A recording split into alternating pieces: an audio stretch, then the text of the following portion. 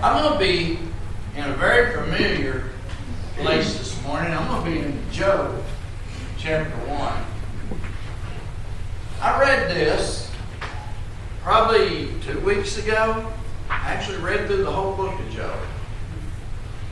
And God has just, after reading this, just got me so excited that I hadn't been able to get it out of my mind. And so I'm going to start here in Job 1:1. And we're going to read a few verses. It says, there was a man in the land of Uz whose name was Job.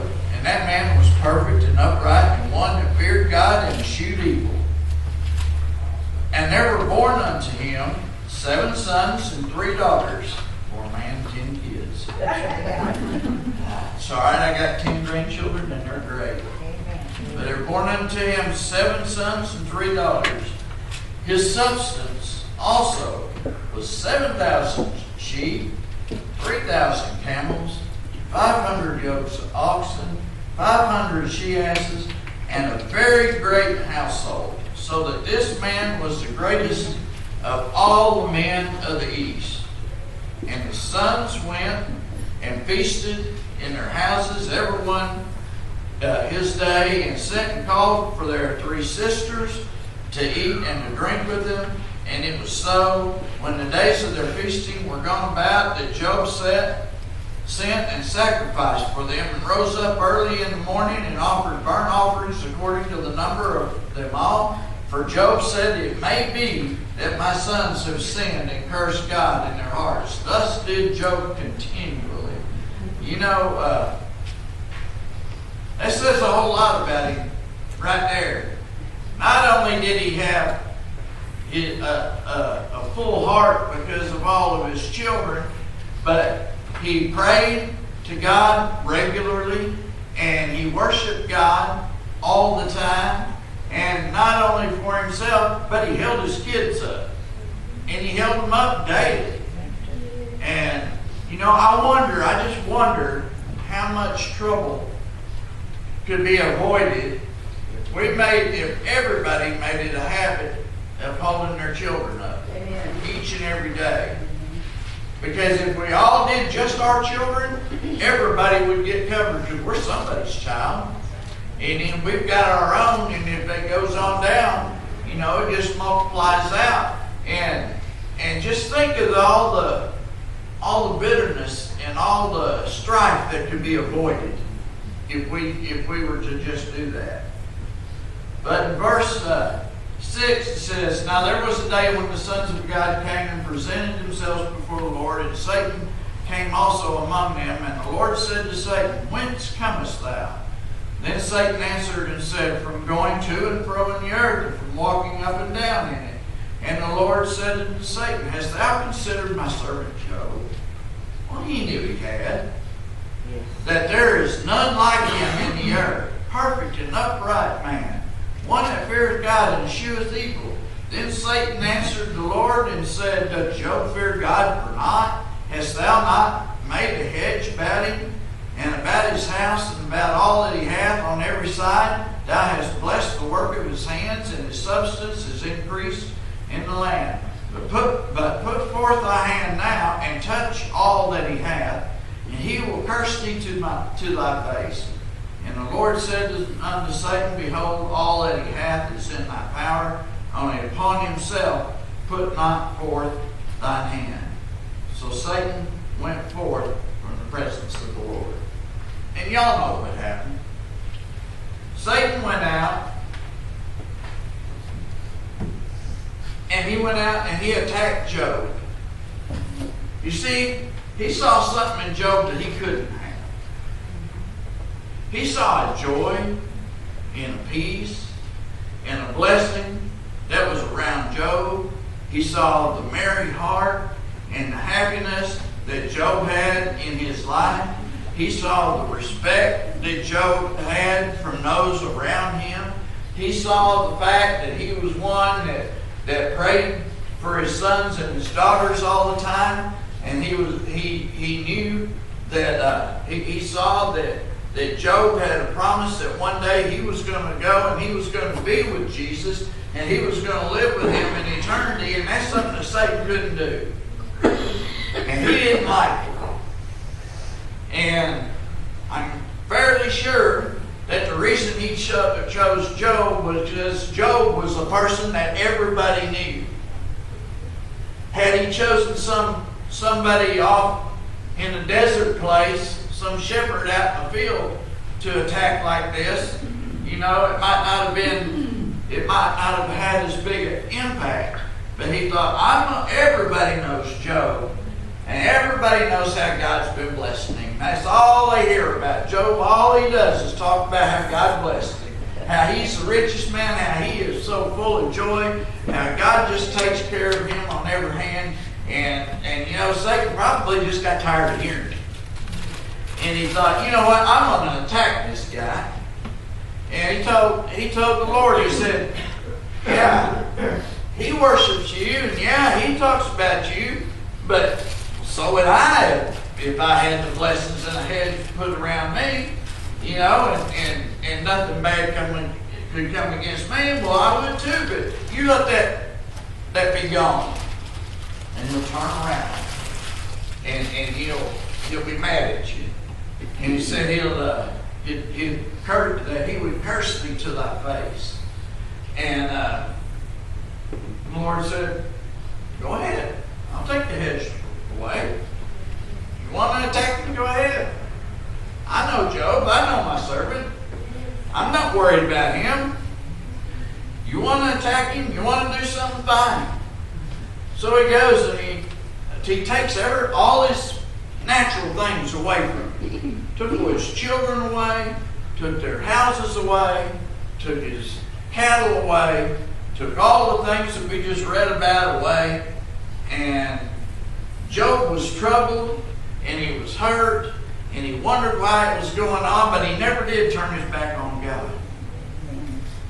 And then he said, well, okay, well, it didn't work taking all his possessions away. Well, you just let me have his health. And if he loses his health, well, that'll get him. So he attacks his health. And the Lord said, you can do what you want to, just don't kill him. Right, amen.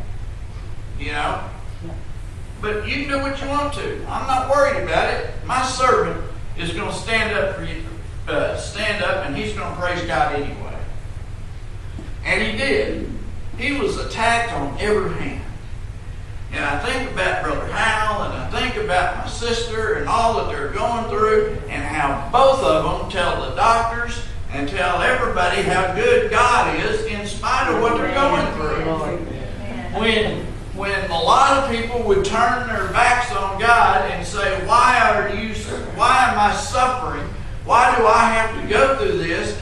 Instead of doing that, they're saying, Brother Hal told them before the surgery, well, I'm going to go to church and I'm going to be prayed for, and then we'll just see if we need this surgery or not. And then I looked at my sister, and she's talking to her children everywhere she goes. She's just lifting God up, and she doesn't have a job. She lives on $500 a month. And people say, well, you can't do it. Well, yes, you can. God works it out. She's got a roof over her head. She's got food to eat. She's got transportation. She's got everything she has need of. God's just made a way. And if we would just not look at these things, I guess, around us, and we just focus on Him, then we will see that we'll walk around, we'll have that victory as well. And just think of all the lives that were impacted. I'm glad that He chose Job. I'm glad that Job was someone that everybody knew.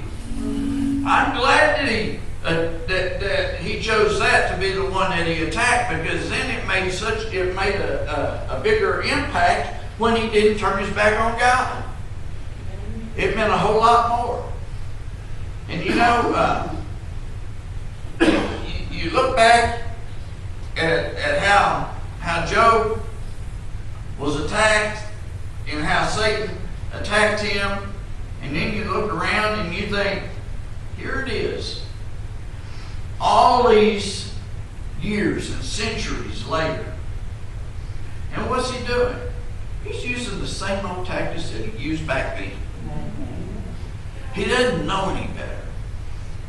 Brother Nell always says he had to be pretty stupid. He got kicked out of heaven. I mean, you know, you can't be very bright and be up there in heaven and get yourself kicked out. And then I think he's realizing where he's at, and he's wanting to come against us in every single way that he can. And you know, he's walking around and he's wreaking havoc. And if we look on the news and we look at the things that are happening around us, you know, you can't help but get scared sometimes. And you look around and you think, well, if this one gets in office or that one gets in office, well, this privilege and this privilege is going to be taken away. You know what? It doesn't matter. Yes, we should pray. Yes, we should get out and vote. Yes, we should vote our conscience. I fully believe in that. But what I'm saying is, no matter who is in office, God's going to bless His children. He's going to take care of His children. You know, I was back when I was working, I remembered we were, one of the many times we were going through a layoff, I was talking with a good friend of mine. This was back before he retired. And he looked at me and he said, Ron, you don't have anything to worry about on this layoff. I said, I don't? Why is that? He said, oh, well, I've been praying that everybody that loves God and pays their tithes will keep their job. So you don't have anything to worry about. You know what? I didn't. But just the way he said it, he said, I'm not worried about losing my job. He said, I live for the Lord and I pay my tithes and I do what I'm supposed to. And God's going to protect my job and He's going to protect yours. And I'm like, okay, and I felt so much better. I didn't even, as people were being walked out and the numbers were getting close to my employee number, the fear never came up against me. I just remembered what my friend had told me. He said, you're living for God, you're doing what you're supposed to, God's got this. And I'm like, okay. And it's awesome to think about that. And you know, the enemy thinks that if he just comes against us, against everything that we have, that we are going to turn around and we're going to turn our backs on the Lord. Well, if Job didn't do it and it didn't work back then, what makes him think it's going to work now? He might get one or two people every now and then, you know, that never really got grounded anyway. But those that are truly serving the Lord, He's never going to win that battle. God's going to get the victory each and every time. And you know the reason behind it, you know, Satan went against him because of his wealth and everything. But what he didn't realize was that Job's wealth wasn't in the things that he owned. It wasn't in his children. It wasn't in his cars. It wasn't in his camels or his donkeys. It wasn't in all the buildings and all the land that he owned. That's not where his wealth was. You see, Job did what we're told to do. We're told to lay up treasures in heaven where neither moth nor rust can come in and corrupt. And that's what Job had done. And see, Satan doesn't seem to understand that. He can attack us over and over and over and over again, and he can get us down, but he'll never steal our joy unless we allow him to. You see, our wealth, we're just as wealthy as Job was, because our wealth isn't in the things of this world. Our wealth is up there in heaven, and our wealth is with Jesus Christ. You know, and the one who came and He died for your sins and my sins. And that's where our wealth comes from. It's not in what our bank account looks like or what our house or anything else looks like. Those are just material things. Our wealth comes from what we experience today. Our wealth comes when we come in and we're not feeling good in the church gathers around Yes. to pray. Our wealth comes when we have a brother or a sister to stand beside us in the middle of a battle. When life throws its punches at us, when we've got somebody to stand there beside us, that's where our true wealth comes from. That's where true joy comes from. You know, Satan didn't just take away Job's possessions. He didn't take his health, just his health.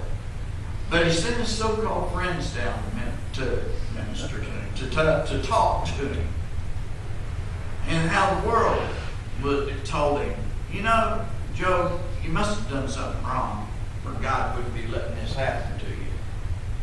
And I tell you what, I can't tell you how many times I've seen people go through battles, and somebody somewhere says, well, what did you do wrong? Well, maybe you didn't do nothing wrong. Maybe Satan's just mad at you because you got the joy. Maybe Satan's mad at you because you go into Walmart and instead of grumbling and everything, you walk in with a smile on your face and a song on your heart, and you're happy when you're walking up and down the aisles. Maybe that's why Satan's attacking you, because he doesn't like that smile. He doesn't like you to have that joy down inside. And you know what? Money and stuff can't buy that. And yet the world seems to think that we have to do whatever to climb the corporate ladder or whatever it is in order to get to have joy and to have everything and be happy and all that. But yet when we get there, when people get there, they realize that, well, they're not any happier than they were before.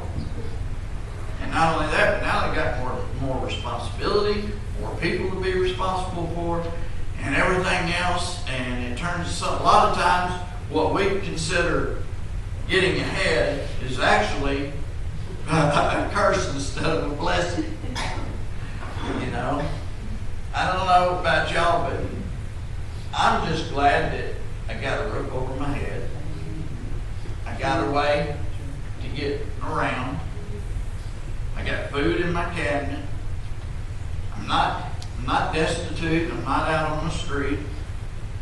You know, God seems to take care of every need that I've ever had. Bill says he's probably one of God's favorite children because he gets blessed so much. He's always telling us that. Well, I have news for him. I'm right there along with him because God blesses me so many times. You know, and the whole time we were raising our kids, if you took and you put it down on paper, what had to be met every month, and then what come in every month, there was never enough coming in to pay what needed to go out. And yet, every single month, every bill got paid. And we never went without food. We never had to walk anywhere. God always took care of us. Our kids always had clothes on their back. When Christmas came around, we didn't have to worry about Christmas. Everything got taken care of. But if you just looked in the natural, there's no way it could happen. But you know what? With God, all things are possible.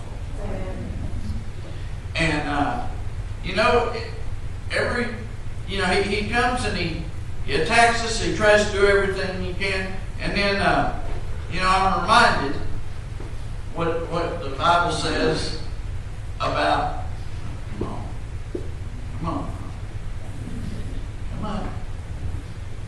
There it goes. And I'm reminded that Satan uses the same old tricks. He said, he comes at us as a roaring lion, seeking whom he can devour.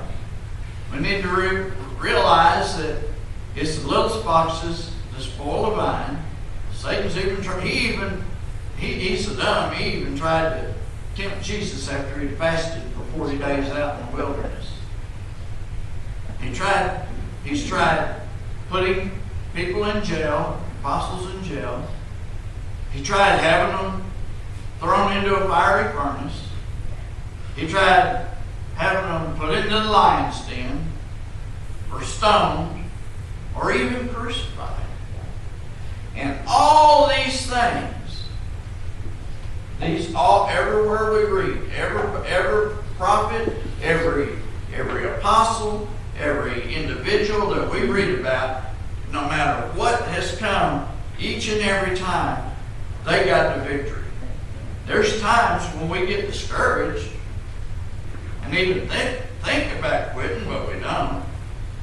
God always has a way to speak to us if we'll just listen to Him. You know, I don't know how many times I've been sick and hadn't said anything to anybody, and yet God would lay me on somebody's heart, and they'd pray, and I'd get the victory. I don't know how many times I would get my eyes off Jesus. I wouldn't quit coming to church. I wouldn't quit doing the things that I was supposed to do. But there'd be a mighty move of the Spirit, and I'd sit there and I wouldn't feel nothing. And I'd think, Lord, have you forgotten me? Do you even know where I'm at? More than once that's happened. Only to be sitting right down there where I sat. And one of the reasons I like that place is because I was sitting there and I felt that hand on my shoulder.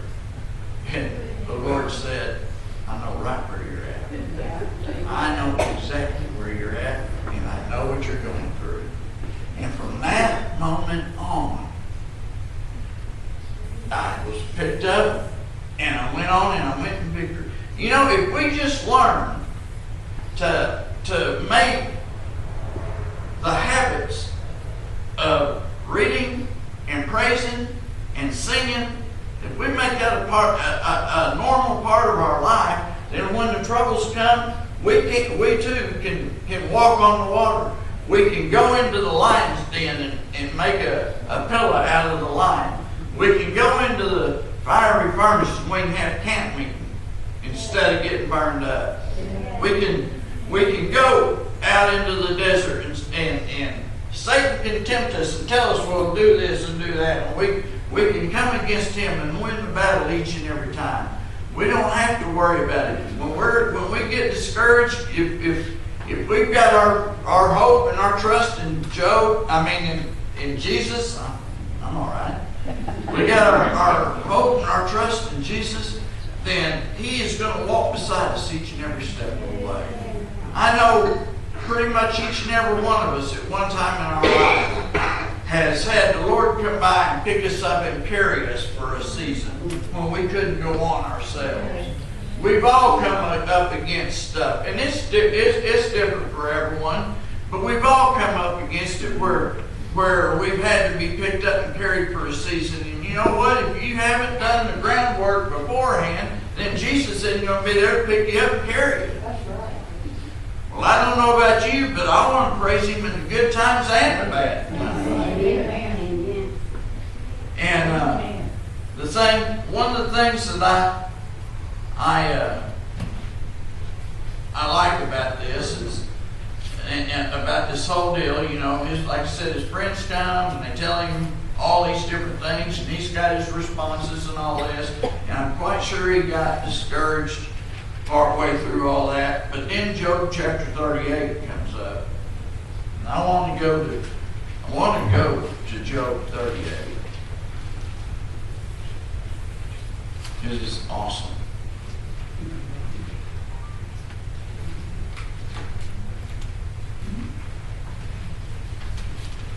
And you know, I used to read this, and I used to think to myself when I read through this that the Lord was scolding Job because of the way that some of this is worded. But you know, when I thought back about it, I thought, well, how many times, or I think back about when Jesus just said, "Woman, what are you doing?" Or he'd just be blunt with somebody, and he'd tell them, "What are you doing?" Well, I think that's what he's doing right here. I don't think he's necessarily scolding Job. But in verse 1 it says, "Then the Lord answered Job out of the whirlwind and said, Who is this that darkeneth? Who is this that darkeneth counsel by words without knowledge. Gird up now thy loins like a man, for I will demand of thee, answer thou me. You know, and I think he's just trying to say, Job, what are you doing? What are you doing here? Why are you in the place where you're at, Job? You know better. Hey, let me remind you of some things. Verse 4 says, where wast thou when I laid the foundations of the earth? Declare if thou hast understanding. Who hath laid measures thereof, if thou knowest? Or who has stretched a line upon it? Whereupon are the foundations thereof fastened, or laid to the cornerstone thereof? When the morning stars sang together, and all the sons of God shouted for joy, or who shut up the sea with the doors, when it brake forth, as if it issued out of the womb? And when I made the cloud the garment thereof, and thick darkness a swaddling band for it, and break up for it my decreed place, and set bars and doors, and said, hitherto shalt thou come, but no further. And here shall thy proud waves be stayed. Hast thou commanded the morning since thy days, and caused the dayspring to know his place, that it might take hold of the ends of the earth, and that the wicked might be shaken out of it?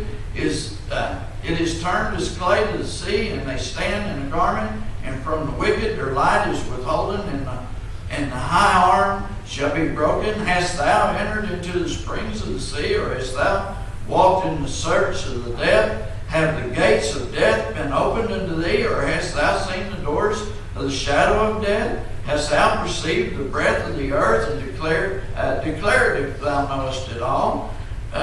Where is the way where the light dwelleth, and the darkness? Where is the place thereof, that thou shouldest take it to the bound thereof, and that thou shouldest know the paths of the house thereof?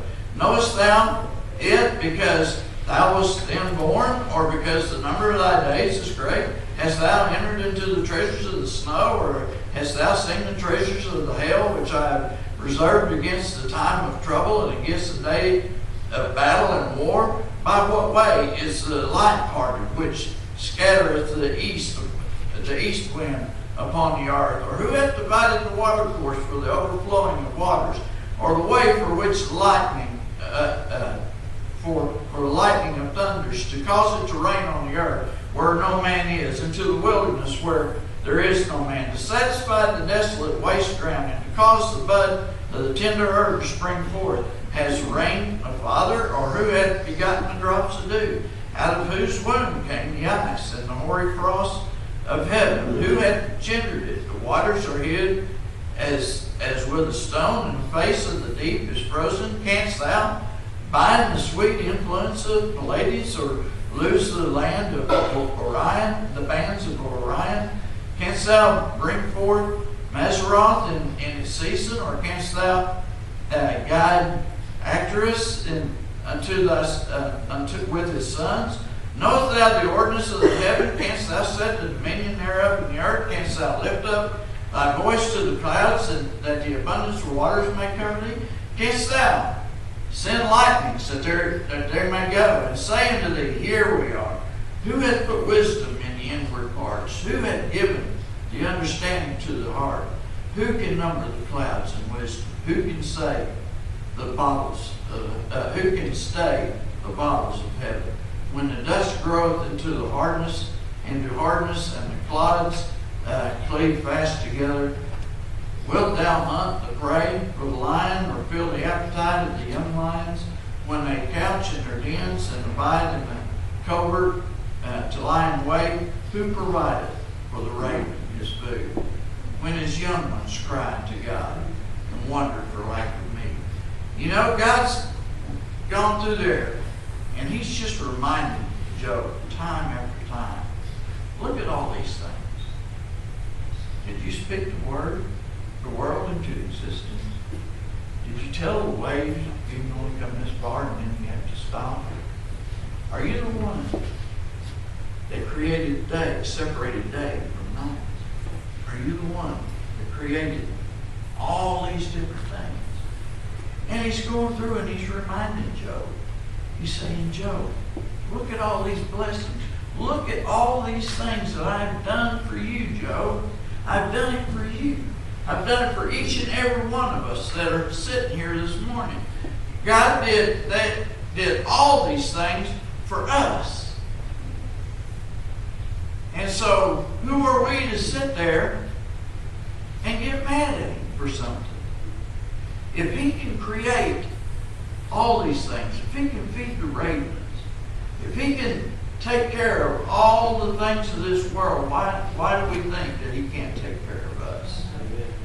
You know, I remember over in Matthew it says to seek first the kingdom of God and his righteousness. And in all these things that we just read about, all these needs, everything that we can even imagine will be added unto us. He doesn't tell us that we have to seek after these things, because we're going to weary ourselves and we're never going to accomplish it all. But God said, look, I created it all, and I created it all for you. And if he created all this down here on this earth for us, just imagine what he's doing up in heaven. I mean, he did all this in 6 days, and he rested on the seventh. Well, just look how long he's been gone. Imagine what heaven's going to look like. You know, I don't know about you, but I can't wait to get there. You know, I've always thought that God was scolding Job, but I think that maybe he was just reminding him of just who he was and that he's still in control. He reminded Elijah in the cave. We read about that this morning. He reminded Elijah in the cave that he was in the still small voice. He reminds us that we don't have to worry about what we eat or what we drink. He tells us he'll fight our battles for us. All we got to do is let him. He was in the fire with the Hebrew children, and he will be with us through anything and everything that we go through. You know, the reason that Job didn't turn his back on God is because even though Satan took all the material things that Job had, Job was still a wealthy, wealthy man. His treasures were laid up in heaven, not on this earth. And God knew it. That's why he could say, have you considered my servant? I know where his riches are. His riches, Satan, aren't in the things of this world like you think they are. His riches are with me. And that's why he could say, have you considered my servant? Well, I'll take the hedge around him. It doesn't matter. You're not going to steal his wealth from him. Now, that's why Satan couldn't defeat Job.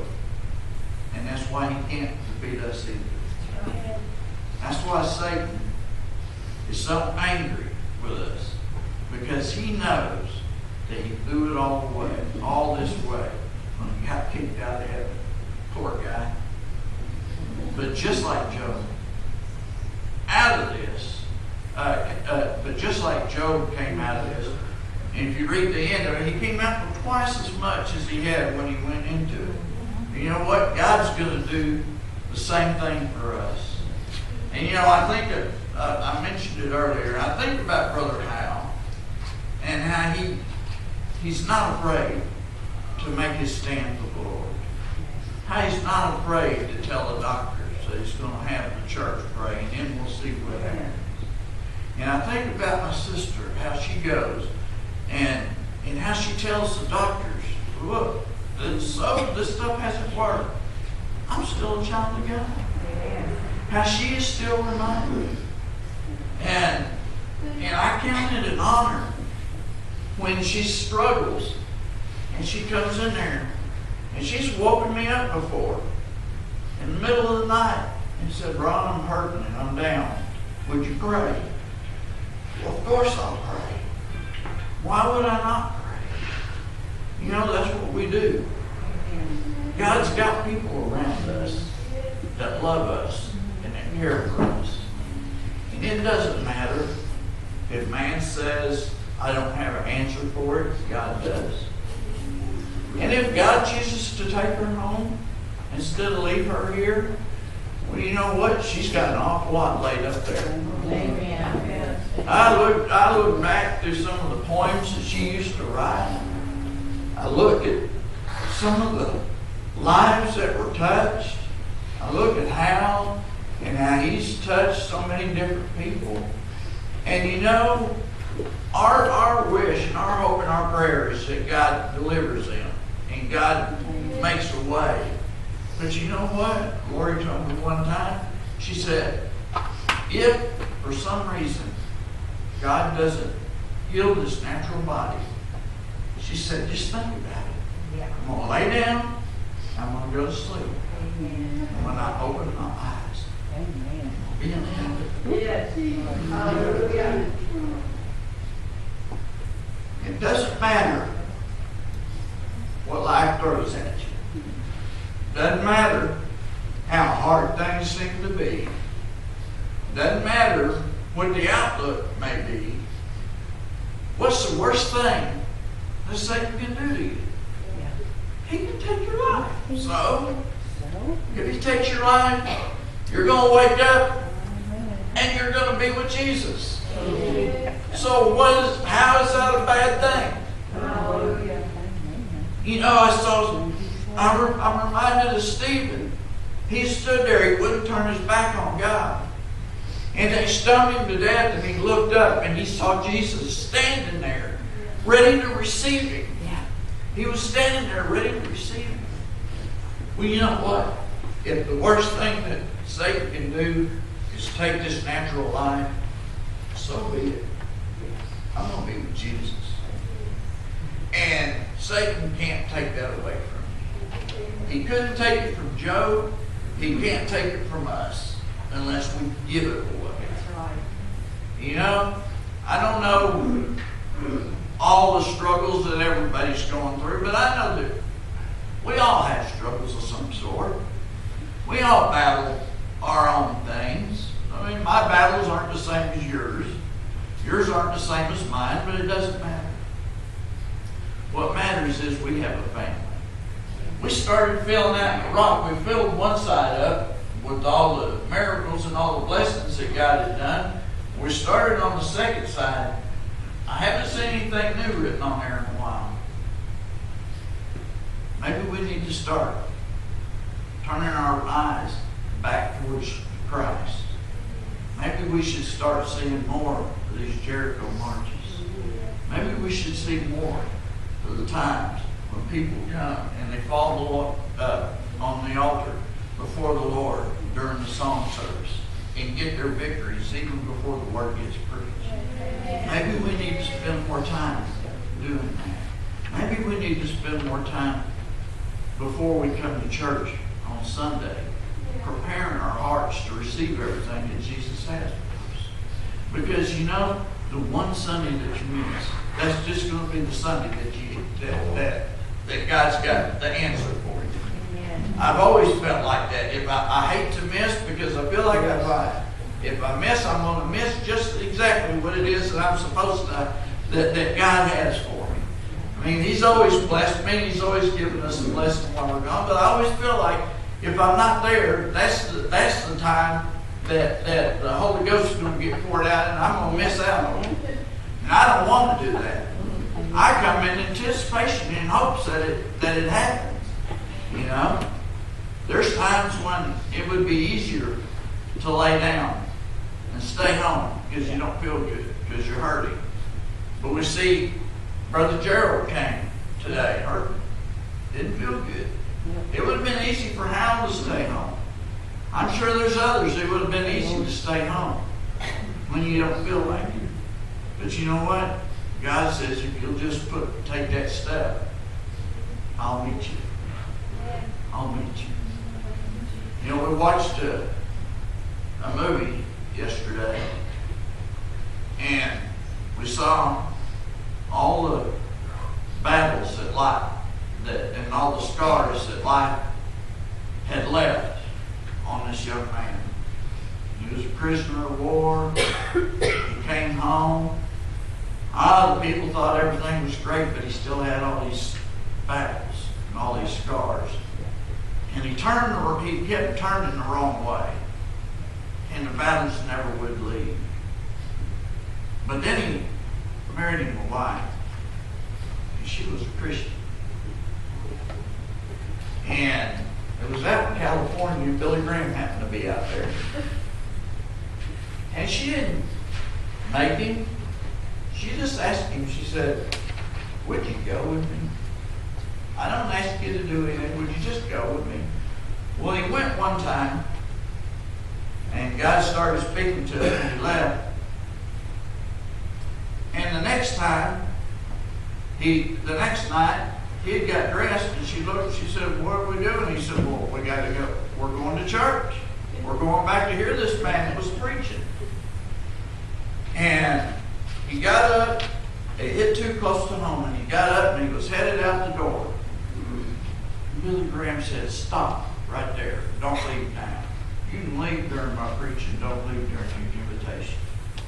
And he stood there. And God got a hold of him. He saved him. He put his marriage back together. He has started several different organizations. And God started blessing. All because, he had a wife that wouldn't give in. Well, church, you got a whole family right here that refuses to give up on you. It doesn't matter how far you might run, how much trouble you might get yourself into. You got a whole church right here that's willing to stand in the gap. And even if you haven't run, just knowing that you're in a battle, see, we got a church that will stand beside us and hold us up. And Satan can take everything physically away from us, but he can't take that away. He can't take our treasures away. All the time, so I'd look at this and I'd wonder, I thought, I know there's something I'm missing. And I know all the pieces, but I'd read it and I'd think, I know there's something I was missing. And I was doing like Satan did, and I was just looking at how Job had lost all these things. And I thought it was awesome how he didn't turn his back on God. And then it finally dawned on me, I got a thick head, but it finally dawned on me that the reason he didn't was because Satan wasn't taking his wealth from him. His wealth was up to him. And that's where ours is. If we'll just hang on to that, God will bring us through each and every